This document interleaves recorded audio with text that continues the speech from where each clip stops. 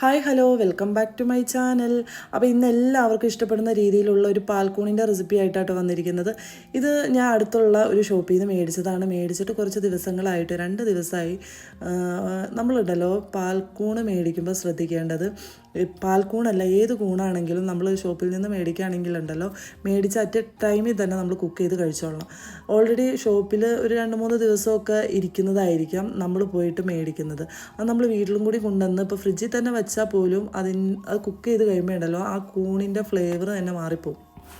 കൂണിനൊന്നും അധികം ആയുസില്ലാത്തതാണ്. ഒരു 2-3 ദിവസം പണ്ടൊക്കെ എൻ്റെ വീട്ടിലുണ്ടല്ലോ തന്നെ പറമ്പിലുണ്ടാകുന്ന സാധനമായിരുന്നു ഈ കൂണ്. അന്ന് വലിയ കൂണുണ്ട്, പിന്നെ കുനുകുനാന്നുള്ള കൂണുകളൊക്കെ ഉണ്ടായിരുന്നു. അപ്പോൾ അതൊക്കെയാണ് പണ്ടൊക്കെ ഞാൻ കഴിച്ചുകൊണ്ടിരുന്നത്. ആ ഒരു ടേസ്റ്റൊന്നും ഇന്ന് മാർക്കറ്റിൽ നിന്ന് മേടിക്കുന്ന ഈ കൂണുകൾക്ക് ഇല്ലാട്ടോ കൂട്ടുകാരെ. മഴക്കാലമായി നമ്മുടെ പറമ്പിലൊക്കെ കിട്ടുന്ന സാധനമാണ് ഈ കൂണെന്ന് പറയുന്നത്. അപ്പോൾ എല്ലാ കൂണും നമുക്ക് ഇങ്ങനെ കഴിക്കാൻ പറ്റിയതൊന്നുമല്ല കേട്ടോ. അപ്പോൾ നമുക്ക് കിട്ടുന്ന കൂണ് ഭക്ഷ്യയോഗ്യമാണോ എന്നറിയാനായിട്ട് അത് കഴുകി വൃത്തിയാക്കിയതിന് ശേഷം കുറച്ച് മഞ്ഞൾപ്പൊടി ഉപ്പിട്ട് മിക്സ് ചെയ്ത് മാറ്റി വയ്ക്കുക. കുറച്ച് കഴിയുമ്പോൾ അതിൽ കളറിൽ എന്തെങ്കിലും മാറ്റം വരാണെങ്കിൽ അത് ഭക്ഷ്യയോഗ്യമല്ല കേട്ടോ. ഇനി ഇൻ കേസ് മാറ്റം വന്നില്ല എങ്കിൽ അത് നമുക്ക് കഴിക്കാൻ പറ്റുന്ന കൂണാണെന്നും മനസ്സിലാക്കാം. നന്നാക്കിയ കൂണി ഞാൻ നന്നായിട്ട് എനിക്ക് വാഷ് ചെയ്തെടുക്കണ്ട കേട്ടോ. ഇത് ഈ പഞ്ഞിക്കെട്ട് പോലെ ഇരിക്കുന്നത് കൊണ്ട് വാഷ് ചെയ്യുമ്പോൾ അതിലേക്ക് വെള്ളം ഇങ്ങനെ കയറും. അപ്പോൾ അത് നന്നായിട്ട് പിഴിഞ്ഞ് കളഞ്ഞാലാണ് നമുക്ക് കുക്ക് ചെയ്യുമ്പോൾ വെള്ളം ഒരുപാട് ഉണ്ടാവാണ്ടിരിക്കുകയുള്ളൂ. ഓൾറെഡി ഈ കൂണിൽ വെള്ളത്തിൻ്റെ അംശം ഉള്ളതുകൊണ്ട് തന്നെ നമ്മൾ കുക്ക് ചെയ്യുമ്പോൾ വെള്ളം അതിലുള്ളതൊക്കെ ഇങ്ങനെ ഇറങ്ങും കേട്ടോ. പിന്നെ ഞാൻ അതിലേക്ക് കുറച്ച് മഞ്ഞൾപ്പൊടി ഉപ്പും കൂടി ഇട്ടിട്ട് മിക്സ് ചെയ്യുകയാണ്. മഞ്ഞൾപ്പൊടി ചേർക്കുന്നത് ഇനി അതിലെന്തെങ്കിലും കീടമൊക്കെ ഉണ്ടെങ്കിൽ അത് നശിച്ച് പോകാൻ വേണ്ടിയിട്ടാണ് കേട്ടോ. അപ്പോൾ ഞാൻ അടുപ്പത്ത് ഒരു പാത്രം വെച്ചിട്ടുണ്ട്. അതിലേക്ക് വെളിച്ചെണ്ണ, കടുക് ഇതൊക്കെ ഇട്ടൊന്ന് പൊട്ടിക്കുകയാണ്. അപ്പം നിങ്ങളുടെ കയ്യിൽ ഏത് ടൈപ്പ് കൂണാണോ ഉള്ളതെങ്കിലും, ഇപ്പോൾ മട്ടൺ മഷ്റൂം അല്ലെങ്കിൽ പറമ്പിൽ ചുമ്മാ ഉണ്ടാകുന്ന മഷ്റൂമൊക്കെ ഉണ്ടാവുമല്ലോ, അതൊക്കെ ആണെങ്കിലും ഈ രീതിയിൽ ഉണ്ടാക്കുകയാണെങ്കിൽ നല്ലൊരു ടേസ്റ്റ് തന്നെയായിരിക്കും കേട്ടോ. അപ്പം ഞാൻ ഇന്നൊരു ചെറിയ ഡേ മൈ ലൈഫ് ഒക്കെ പോലെ ഒരു വീഡിയോ എടുക്കാമെന്ന് എഴുതിയതാണ്. പക്ഷേ വേറെ കുറച്ച് കാര്യങ്ങളുള്ളതുകൊണ്ട് കുറച്ച് ബിസി ആയിപ്പോയി കേട്ടോ. അതുകൊണ്ടാണ് ഞാൻ ഇന്നൊരു ചെറിയ കുക്കിംഗ് വീഡിയോയിൽ ഒപ്പിക്കുന്നത് കേട്ടോ. അപ്പോൾ നിങ്ങൾ ഈ രീതിയിൽ ഒന്ന് ട്രൈ ചെയ്ത് നോക്കുക കേട്ടോ. അപ്പം ഞാൻ ഇവിടെ എടുത്തിരിക്കുന്നത് ഒരു 1/4 കിലോത്തോളം മഷ്റൂമാണ്. നമ്മൾ 1/4 കിലോ എടുത്താലും അത് കുക്ക് ചെയ്ത് വരുമ്പോൾ ഇത്രയും ക്വാണ്ടിറ്റി ഒന്നും ഉണ്ടാവില്ല കേട്ടോ. അപ്പോൾ ഇത് കഴുകുമ്പോൾ ഉണ്ടല്ലോ നമ്മൾ ഒരുപാട് വെള്ളത്തിൽ മുക്കി പൊക്കാത്തതാണ് നല്ലത്. ഒരു ചെറിയ നനഞ്ഞ തുണി കൊണ്ടൊക്കെ ഒന്ന് തുടച്ചെടുത്താലും മതി. അപ്പോൾ ഇവിടെ എൻ്റെ കൂണിൽ കടുക് പൊട്ടിയതിന് ശേഷം ഞാൻ കുറച്ച് കൊച്ചുള്ളിയും 2 വെളുത്തുള്ളിയും 2 കറിവേപ്പിലയും കൂടി ഇട്ടിട്ട് ഞാനൊന്ന് മിക്സ് ചെയ്ത് കൊടുക്കുകയാണ് കേട്ടോ.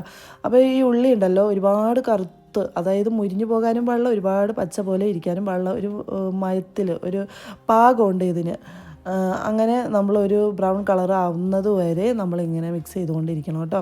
അപ്പോൾ ആ ടൈമിൽ കുറച്ച് ഉപ്പിട്ട് അങ്ങോട്ട് കൊടുത്തു ഉള്ളിക്ക്. പിന്നെ നമ്മൾ കൂണിൽ ഓൾറെഡി ഉപ്പും മഞ്ഞളും കൂടി ഇട്ട് മിക്സ് ചെയ്ത് വെച്ചതാണ്. അതൊക്കെ നോക്കിയിട്ടാണ് കേട്ടോ ഞാൻ ഉള്ളിയിലേക്ക് ഇട്ട് കൊടുക്കുന്നത്.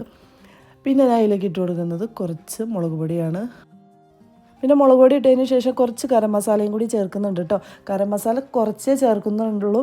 ഇട്ടോയെന്ന് ചോദിച്ചാൽ ഇട്ടു, ഇട്ടില്ലേന്ന് ചോദിച്ചാൽ ഇട്ടില്ല എന്നും പറയാം. ഒരു ചെറിയൊരു ഫ്ലേവറിന് വേണ്ടിയിട്ടാണ്. അപ്പോൾ എന്നിട്ട് എല്ലാം കൂടി ചേർത്ത് അങ്ങോട്ട് മിക്സ് ചെയ്തുകൊണ്ടിരിക്കുകയാണ് കേട്ടോ. ഈ ടൈമിൽ വെളിച്ചെണ്ണ കുറവാണെങ്കിൽ കുറച്ച് ഓയിൽ ചേർത്ത് കൊടുക്കാം, ഡ്രൈ ആയിട്ട് തോന്നുകയാണെങ്കിൽ മാത്രം.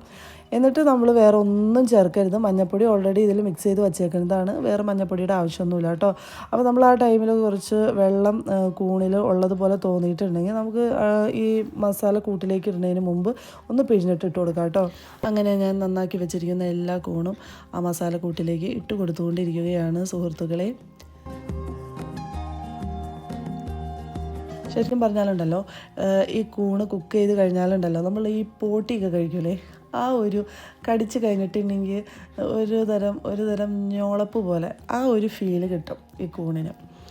അപ്പോൾ ഞാൻ എല്ലായിടവും നന്നായിട്ട് മസാലയൊക്കെ പുരട്ടിയ രീതിയിൽ മിക്സ് ചെയ്ത് കൊടുത്തുകൊണ്ടിരിക്കുകയാണ് കേട്ടോ കൂട്ടുകാരെ. അപ്പം ഞാൻ നേരത്തെ പറഞ്ഞല്ലോ, നമ്മുടെ നാട്ടിൽ, അതായത് നമ്മുടെ വീട്ടിലെ പറമ്പിലൊക്കെ ഉണ്ടാകുന്ന കൂണിൻ്റെ അത്രയും ടേസ്റ്റൊന്നും ഇപ്പോൾ നമ്മൾ മാർക്കറ്റിൽ നിന്ന് മേടിക്കുന്ന കൂണിന് കിട്ടില്ല. ജസ്റ്റ് മഷ്റൂം കഴിക്കാം, ഒരു കൊതി കൊണ്ട് കഴിക്കാം എന്ന് മാത്രമേ ഉള്ളൂ.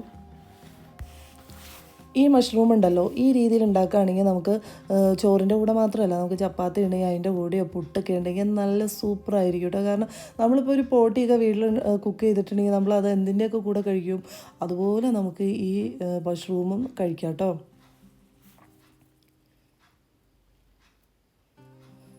അപ്പോൾ കുറച്ച് ഡ്രൈ ആയപ്പോൾ ഞാൻ കുറച്ച് വെളിച്ചെണ്ണ അതിൻ്റെ മേലേക്ക് ഒഴിച്ച് കൊടുത്തു. നമ്മൾ ബീഫിനൊക്കെ നമ്മൾ ഫ്രൈ ആക്കാൻ വേണ്ടിയിട്ട് നമ്മൾ ഓയിൽ കൊടുത്തിട്ട് നമ്മൾ ജസ്റ്റ് ഒന്ന് ഫ്രൈ ആക്കുക. ഒരുപാട് ഓയിൽ ഒഴിക്കണമെന്നല്ല കേട്ടോ ഞാൻ പറയുന്നത്.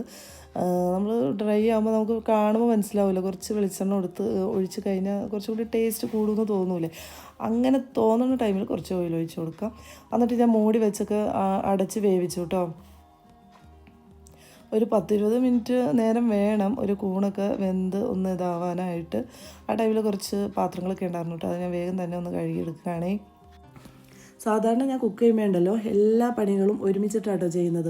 ഒരടുപ്പിൽ കറിയാണെങ്കിൽ മറ്റേ അടുപ്പിൽ തോരൻ, പിന്നെ മറ്റേ അടുപ്പിൽ അരിയോ അല്ലെങ്കിൽ ബ്രേക്ക്ഫാസ്റ്റിൻ്റെ എന്തെങ്കിലുമൊക്കെ ആയിരിക്കും. പിന്നെ അതിൻ്റെ കൂടെ 100 കൂട്ടം പാത്രങ്ങളും കഴുകാനുണ്ടാവും. അപ്പോൾ ഒരുപാട് പണിയായിരിക്കും കേട്ടോ. അപ്പോൾ നമുക്ക് വീഡിയോ എടുക്കുമ്പോഴൊക്കെ ഭയങ്കര പ്രയാസപ്പെട്ട് ഓരോന്ന് അവിടെ ചെയ്ത് ഇവിടെ ചെയ്ത് എടുക്കുമ്പോൾ ഭയങ്കര പ്രയാസം. അപ്പോൾ ഞാൻ ഇന്ന് റിലാക്സ് ചെയ്തിട്ടൊരു വീഡിയോ എടുക്കാമെന്ന് വിചാരിച്ചതാണ്. അത് ഇപ്പം ഞാനുണ്ടല്ലോ ഈ കൂണിൻ്റെ റെസിപ്പി മാത്രമാണ് എടുക്കുന്നുള്ളൂ.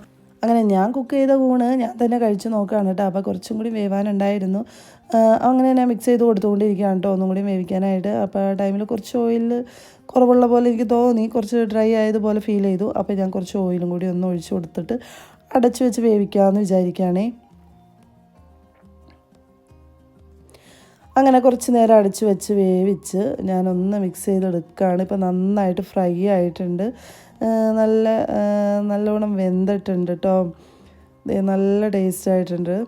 അപ്പോൾ ഇതാണ് ഇന്ന് ഞാൻ ഉണ്ടാക്കിയ മഷ്റൂം ഫ്രൈ.